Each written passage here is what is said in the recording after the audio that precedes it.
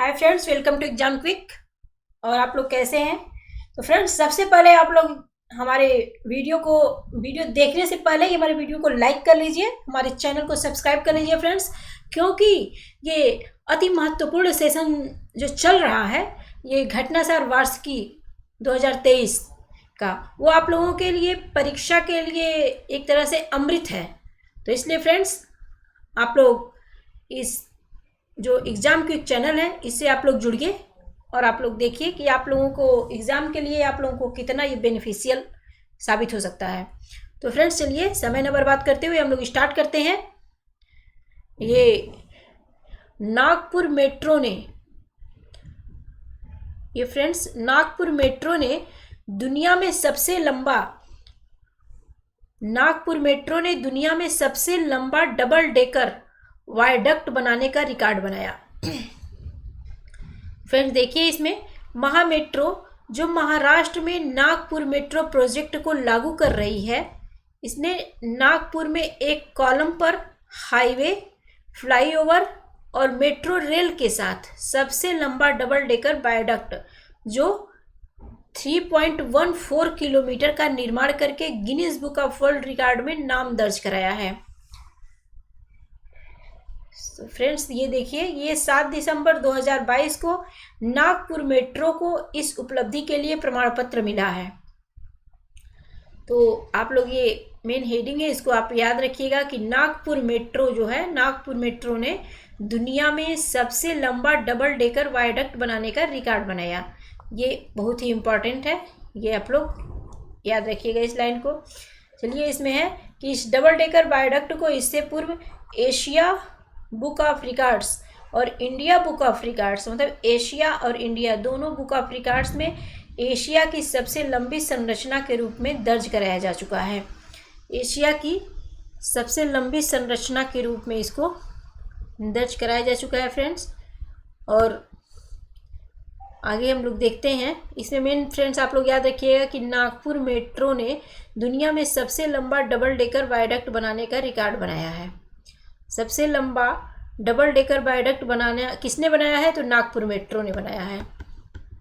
ये friends question है, इसका आंसर।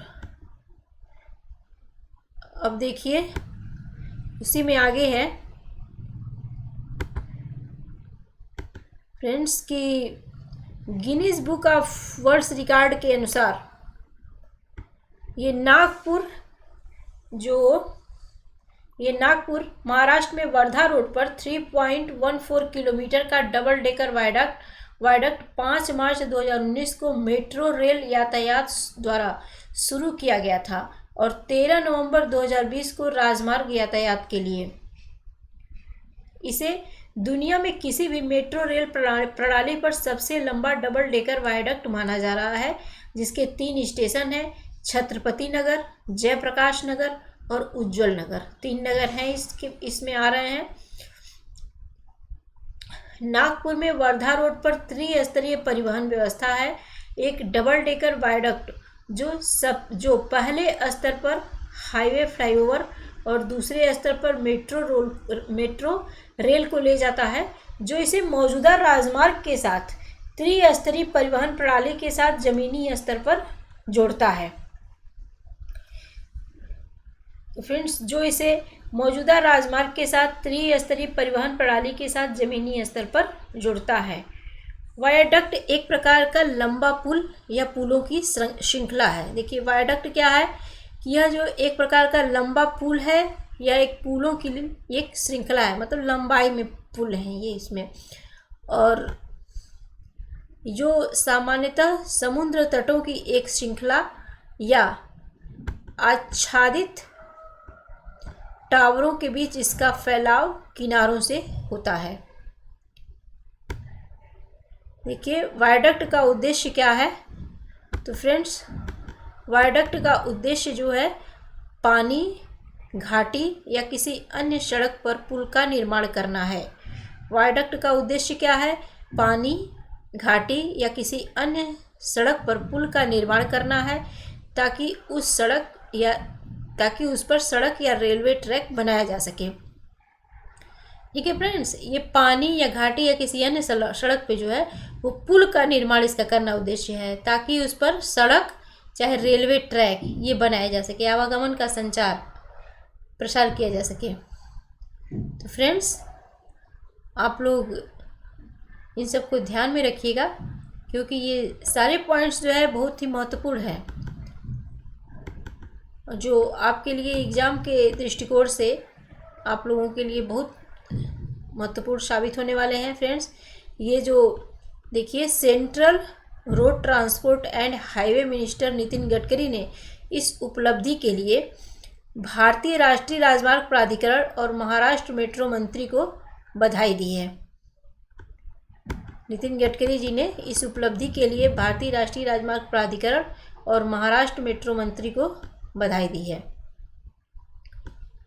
तो फ्रेंड्स, अगला हम लोग देखते हैं, अगला जो हेडिंग है, अगला पॉइंट है कि यह है कि मुंबई के छत्रपति शिवाजी महाराज वास्तु संग्रहालय को यूनेस्को एशिया प्रशांत पुरस्कार, किसको, ये मुंबई के छत्रपति शिवाजी महाराज वास्तु संग्रहालय है, उसको क्या मिला है, यूनेस्को एशिया प्रशांत पुरस्कार।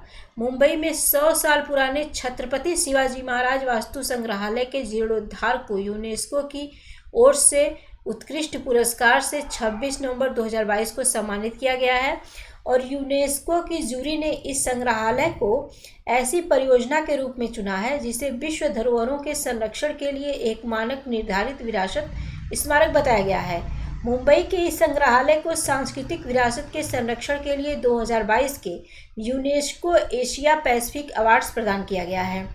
इसको क्या किया गया है कि यूनेस्को एशिया पैसिफिक अवार्ड्स प्रदान किया गया है। यह 100 वर्ष पुराना संग्रहालय, यह संग्रहालय कितना पुराना है, 100 वर्ष पुराना है। यह भारत के प्रागैतिहासिक काल से लेकर आधुनिक काल तक के इतिहास का दस्तावेजीकरण करता है। मतलब ये प्रागैतिहासिक काल से लेकर आधुनिक काल तक का ये एक उसमें दस्तावेज प्रस्तुत करता है। तो फ्रेंड्स, ये इम्पॉर्टेंट है। देखिए, इतना पुराना प्राचीन समय से लेके ये अभी तक का इसमें दस्तावेज प्रस्तुति कर रहा है। अब देखिए, नेक्स्ट पॉइंट है इसमें कि यूनेस्को की जूरी ने मुंबई में एक प्रमुख नागरिक संस्थान, यूनेस्को की जूरी ने मुंबई में एक प्रमुख नागरिक संस्थान को बहाल करने के लिए संग्रहालय परियोजना की प्रशंसा की। संग्रहालय परियोजना की क्या की है, प्रशंसा। नेक्स्ट पॉइंट है कि छत्रपति शिवाजी महाराज वास्तु संग्रहालय को 1922 में पश्चिमी भारत के प्रिंस ऑफ वेल्स संग्रहालय के रूप में स्थापित किया गया था। इसे जो है वो प्रिंस ऑफ वेल्स संग्रहालय के रूप में स्थापित किया गया था। बाद में ये छत्रपति शिवाजी महाराज हो गया। 1922 में ये पश्चिमी भारत के संग्रहालय के रूप में स्थापित किया गया, ये प्रिंस ऑफ वेल्स संग्रहालय। इस वर्ष जूरी की ओर से 6 देशों, ये अफ़गानिस्तान, मतलब जूरी में कौन कौन से देश शामिल हैं, देखिए इसको, अफ़गानिस्तान है, चीन, भारत, ईरान, नेपाल और थाईलैंड की 13 परियोजनाओं को पुरस्कृत करने के लिए चुना गया है। जानकारी के अनुसार एशिया प्रशांत क्षेत्र के 11 देशों की 50 प्रविष्टियों की समीक्षा की गई। भारत के तेलंगाना का डोमोकोंडा किला, भारत के तेलंगाना में एक किला है जिसका नाम है डोमोकोंडा, और मुंबई का जो है वो भायखला स्टेशन, मुंबई में कौन सा स्टेशन है, भायखला स्टेशन, यूनेस्को के अवार्ड ऑफ मेरिट श्रेणी के विजेताओं में शामिल है। ये भारत के तेलंगाना का डोमोकोंडा किला और मुंबई का भायखला स्टेशन यूनेस्को के अवार्ड ऑफ मेरिट श्रेणी के विजेताओं में शामिल है। अगला हम लोग हेडिंग देखते हैं, अगला पॉइंट देखते हैं, स्वच्छ वायु सर्वेक्षण रिपोर्ट 2022। स्वच्छ वायु सर्वेक्षण रिपोर्ट 2022 की ये रिपोर्ट है, और इसमें देखते हैं हम लोग कि केंद्र सरकार की तरफ से करवाए गए, देखिए इसमें क्या है, इसमें है कि ये केंद्र सरकार की तरफ से करवाए गए स्वच्छ वायु सर्वेक्षण 2022 के अनुसार 10 लाख से अधिक आबादी वाले शहरों में उत्तर प्रदेश की राजधानी लखनऊ को पहला स्थान मिला है। यहाँ की वायु सबसे स्वच्छ है। 10 लाख से अधिक आबादी वाला शहर है उत्तर प्रदेश का, राजधानी उत्तर प्रदेश की है, इसमें इसको पहला स्थान लखनऊ को मिला है। 3 से 10 लाख तक की आबादी वाले, ये तो 10 लाख से अधिक आबादी, अब ये 3 से 10 लाख तक की आबादी वाले शहरों के बीच यूपी के मुरादाबाद का प्रदर्शन सबसे बेहतर रहा। ओडिशा की राजधानी भुवनेश्वर में 5 दिसंबर 2022 को वायु महत्वपूर्ण जीवन शक्ति सम्मेलन में लखनऊ की मेयर संयुक्ता भाटिया और नगर आयुक्त इंद्रजीत सिंह को अवार्ड और 1.5 करोड़ रुपए का चेक सौंपा गया। सॉरी फ्रेंड्स, तो ये देखिए इसमें किसको किसको पुरस्कार मिला है।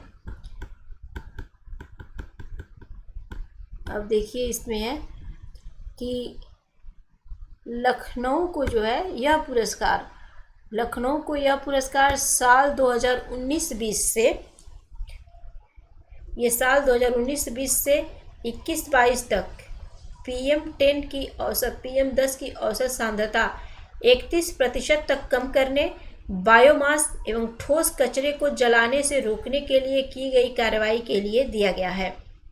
वहीं 3 से 10 लाख की आबादी वाले शहरों में मुरादाबाद को PM10 की औसत सांद्रता 36% कम करने के लिए 75,000 रुपये पुरस्कार राशि के रूप में दिए गए हैं।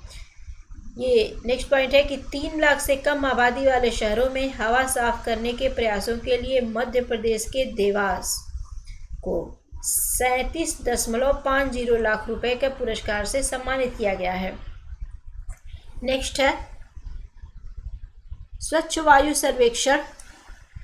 देखिए फ्रेंड्स, ये स्वच्छ वायु सर्वेक्षण 2022 की ओवरऑल रैंकिंग में यूपी ने शानदार प्रदर्शन किया है।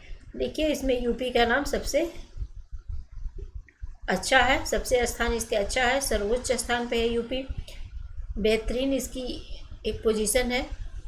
देश के कई बड़े शहरों को पीछे छोड़ते हुए उत्तर प्रदेश के 3 शहरों ने स्थान बनाया है। शीर्ष 3 स्थान पे जो है वो उत्तर प्रदेश के शहर हैं वायु स्वच्छता में। तो फ्रेंड्स, इसमें पहला स्थान किसको मिला है? पहला स्थान उत्तर प्रदेश की राजधानी लखनऊ को मिला है। आप लोग इन तथ्यों को ध्यान में रखिएगा। पहला स्थान वहीं जो है प्रयागराज को दूसरा और वाराणसी को तीसरा। तो पहला स्थान पे लखनऊ, दूसरा स्थान पे प्रयागराज और तीसरा स्थान पे कौन है? तीसरे स्थान पे वाराणसी को। तो देखिए ये यूपी स्पेशल में क्वेश्चन जरूर इस पर पूछा जाएगा कि वहीं जो है पहला स्थान तो हमारा लखनऊ को, इसको पहला स्थान, वहीं national clean air city category में 10 लाख से अधिक आबादी वाले शहरों में प्रयागराज को और दूसरा वाराणसी नगर निगम को तीसरा। प्रयागराज को दूसरा और वाराणसी नगर निगम को तीसरा। नेक्स्ट पॉइंट देखते हैं। नेशनल क्लीन एयर प्रोग्राम के तहत देश भर के शहरों का अलग अलग बिंदुओं पर सर्वे किया गया था। टीम के सदस्यों ने प्रदूषण का अध्ययन करने के लिए आंकड़ों के साथ आम लोगों से भी बातचीत की। सड़कों के गड्ढों को भरने से लेकर सफाई और ऐसे बिंदुओं पर रिपोर्ट तैयार की गई। तो फ्रेंड्स, आप लोग इसमें नाम याद रखिएगा। पहले नंबर पे लखनऊ है, दूसरे नंबर पे प्रयागराज और तीसरे नंबर पे वाराणसी। तो यूपी का स्थान इसमें अच्छा है। सर्वोच्च जो शीर्ष 3 शहर हैं वो यूपी के हैं।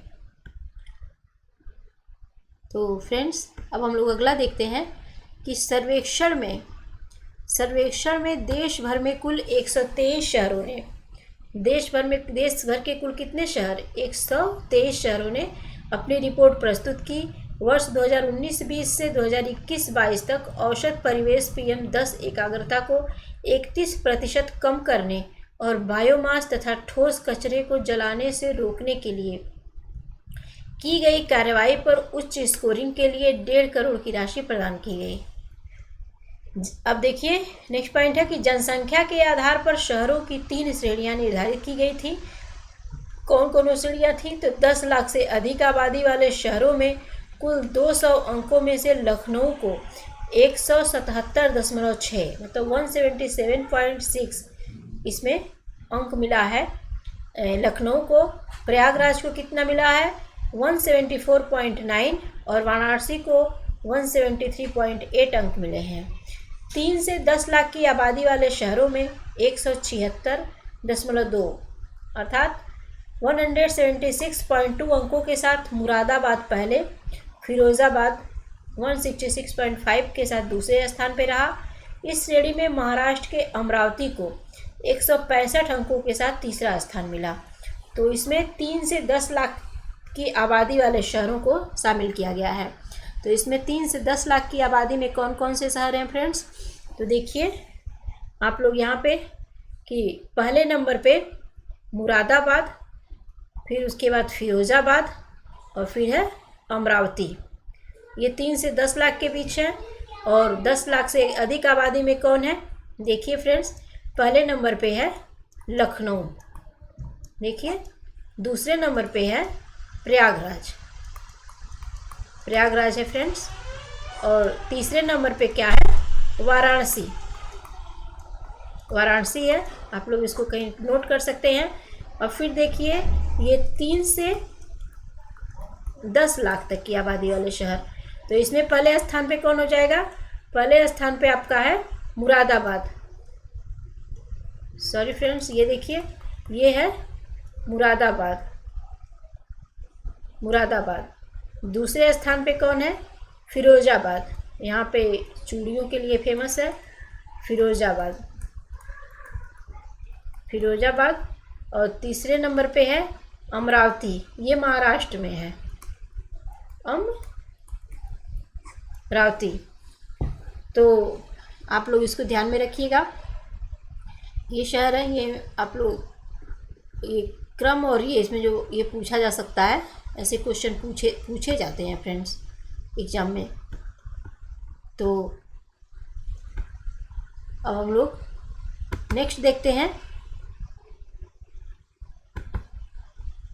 देखिए ये अब है इसमें फ्रेंड्स कि 3 लाख से कम आबादी वाले शहरों में मध्य प्रदेश के देवास को, वो तो 3 से 10 लाख था, अब 3 लाख से कम आबादी वाले शहर में इसमें देवास को प्रथम स्थान मिला है। ठीक है फ्रेंड्स, मध्य प्रदेश में देवास है।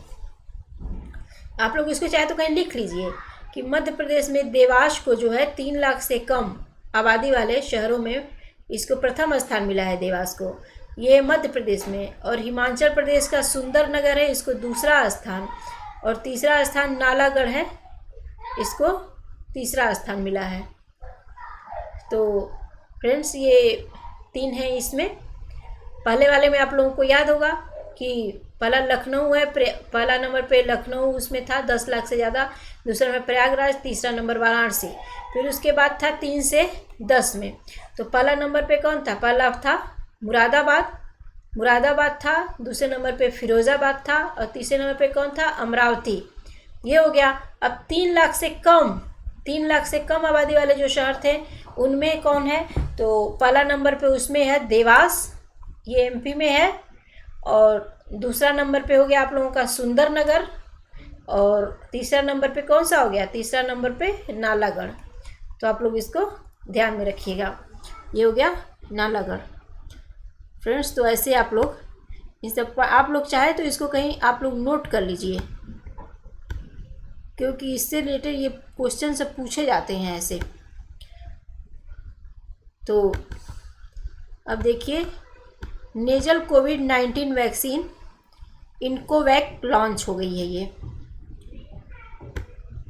तो इसके बारे में हम लोग अब चर्चा करते हैं कि नेजल कोविड-19 वैक्सीन इनकोवैक लॉन्च। हैदराबाद की बायोटेक्नोलॉजी कंपनी भारत बायोटेक ने दुनिया की पहली नेजल कोविड-19 वैक्सीन लॉन्च की है। 28 नवंबर 2022 को भारत बायोटेक द्वारा किए गए एक ट्वीट के अनुसार इन्कोवैक को हाल ही में आपातकालीन स्थिति में प्रतिबंधित उपयोग के तहत 18 वर्ष और उससे अधिक उम्र के बूस्टर खुराक के लिए मंजूरी मिली है। फ्रेंड्स, ये देखिए, इन्कोवैक को हाल ही में आपातकालीन स्थिति में प्रतिबंधित उपयोग के तहत 18 वर्ष और उससे अधिक उम्र के बूस्टर खुराक के लिए मंजूरी मिली है। मतलब ये बूस्टर है। इन्कोवैक को कोविड के लिए दुनिया का पहला इंट्रानेजल वैक्सीन माना जा रहा है, जिसे प्राइमरी 2 डोज शेड्यूल और हेट्रोलॉगस बूस्टर डोज के लिए मंजूरी मिली है। अब फ्रेंड्स, ये देखिए, डीबीटी के सचिव और BIRAC के चेयरपर्सन राजेश एस गोखले ने कहा कि DCGI द्वारा भारत बायोटेक के इंट्रानेजल वैक्सीन को वर्तमान में उपलब्ध कोविड-19 वैक्सीन के खिलाफ बूस्टर खुराक के रूप में प्रयोग करने की मंजूरी हमारे लिए बहुत गर्व का क्षण है। तो फ्रेंड्स, हम लोग इसके बारे में पढ़ रहे हैं। जो यह कदम है वो महामारी के खिलाफ हमारी सामूहिक लड़ाई को और मजबूत करेगा और वैक्सीन कवरेज को व्यापक बनाएगा। ये 3rd नैदानिक परीक्षणों में मूल्यांकन किया गया था और विशेष रूप से नाक की बूंदों के माध्यम से इंट्रानेजल डिलीवरी की अनुमति के लिए तैयार किया गया है।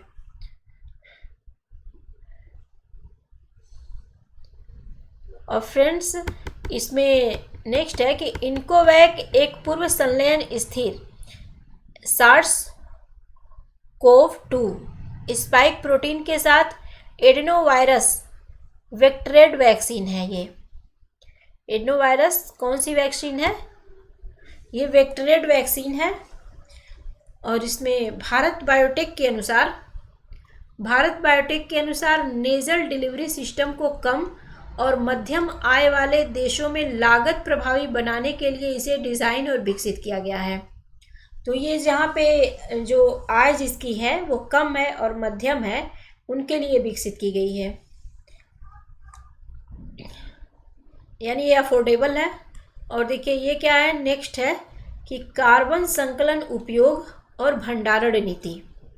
अब देखिए इसमें क्या है, कार्बन संकलन उपयोग और भंडारण नीति में क्या है कि इसमें है कि नीति आयोग ने 29 नवंबर 2022 को कार्बन संकलन उपयोग और भंडारण, ये क्या है कि ये carbon capture utilization and storage CCUS नीति के ढांचे का शुभारंभ किया। नीति आयोग ने ये 29 नवंबर 2022 को कार्बन संकलन उपयोग और भंडारण यानी CCUS carbon capturing utilization and storage नीति के ढांचे का शुभारंभ किया। इससे संबंधित रिपोर्ट ऊर्जा और विद्युत क्षेत्र के विभिन्न पक्षों से, इससे संबंधित रिपोर्ट जो है ऊर्जा और विद्युत क्षेत्र के विभिन्न पक्षों से प्राप्त विभिन्न पक्षों से प्राप्त बहुमूल्य सूचना के आधार पर तैयार की गई है। ये इससे पहले सरकार ने अपस्ट्रीम अन्वेषण और उत्पादन कंपनियों के लिए ये वर्ष 2030 CCUS रोड मैप से संबंधित प्रारूप नीति को देश में सभी पक्षों से सुझाव लेने हेतु सार्वजनिक किया था। तो फ्रेंड्स, इसमें अब हम लोग नेक्स्ट पढ़ते हैं, नेक्स्ट पॉइंट देखते हैं कि ये है CCUS नीति ढांचे का उद्देश्य भारत में कार्बन संकलन